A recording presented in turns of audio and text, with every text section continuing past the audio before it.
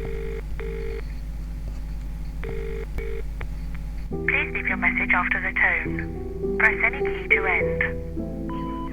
Hello. Yes, so how Mark and I met. So I met Mark's best friend Doug 3 years previous to me and Mark at Kendall Collin Festival. So that's where it began really, because Doug would constantly tell me about his best friend Mark and how I just had to meet him because he was amazing and we'd get on really well. So it was actually 3 years later when I finally did meet him.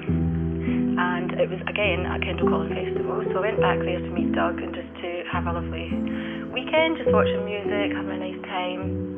And on the Saturday I looked at one of the tents and Mark popped his head out and he said, "Are you Sarah Bates?" And I said, "Yes." "Are you Mark Davey?" And that's where it began. So he was actually putting glitter on people's faces for that day ahead. And I said, "Can you put glitter on my face?" And he said, "Yes, I can."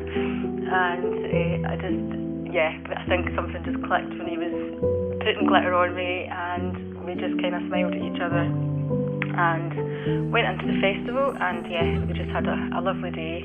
We ended up kind of drifting off from the group and just having a nice time together. We bought each other a wee bracelet actually at one of the stalls, and one of the acts that I can remember, because obviously it was a bit of a blur, was Razorlight, and both of us were just jumping around, having a great time, and I think that's when we held hands for the first time actually, just watching Razorlight in the festival. So we just had a really lovely weekend there, both just thinking, what is even happening here? And it came to the end of the festival on the Sunday or the Monday, and I was going back up to Glasgow, and Mark had said, "Why don't you come back to my house? I've got the week off." By his house he meant his mum's house, because that's where he was living at the time.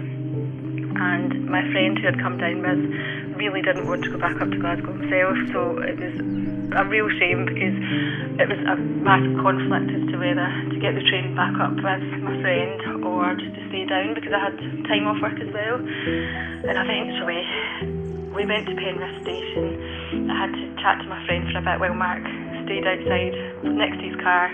I think he realised that I had left my bag next to his car, and he said, "She's coming back."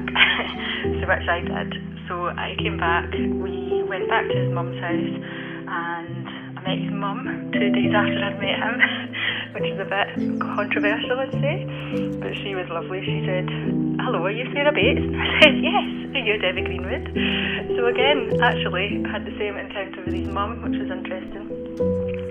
And we spent a really nice week together, and when the time came for me to go home, I think we both knew that we'd pretty much fallen head over heels in love with each other.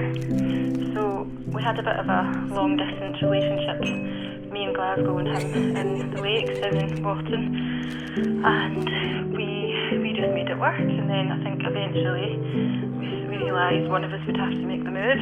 So he was doing physiotherapy at the time, whereas I was kind of self-employed, doing a bit of promotion work and what have you.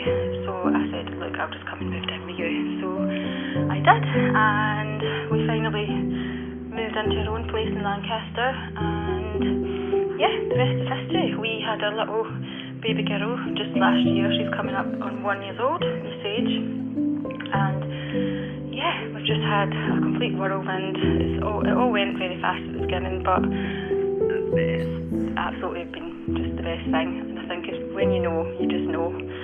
And we are still very much in love and hoping to plan baby number 2. So there we go. I think Doug is very proud of himself for matchmaking, and Doug continues to be both of our best friends.